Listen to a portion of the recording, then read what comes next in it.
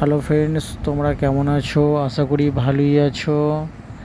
তো আমরা জমিতে চলে এলাম যে স্বর্ণ ধানের বীজ রোপণ করা হবে, তার জন্য চলে এলাম। তো প্রথমে জমিতে চাষ দেওয়া হলো, তো চাষ দিয়ে রাখা হয়েছে। তো এবার ভিতে ঝুরা চলছে। হয়তো দেখতেই তো পাচ্ছ, আমার ম্যানেজার ভিতে ঝুড়িছে, পরিষ্কার করছে।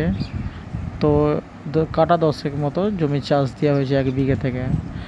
তো আমার আগে যে জমিতে আমি বীজ ফেলতাম, একটু অসুবিধার কারণে সেখানে আর ফেলতে পারিনি। তো দেখতেই তো পাচ্ছ ফ্রেন্ডস, এখানে কাছে মিনি, তার জন্য এই কাছে ফেলা হয়েছে। ওই যে দেখা যাচ্ছে মিনি, ওই তাল গাছের গোড়াটা, ওইখানটায় মিনি আছে।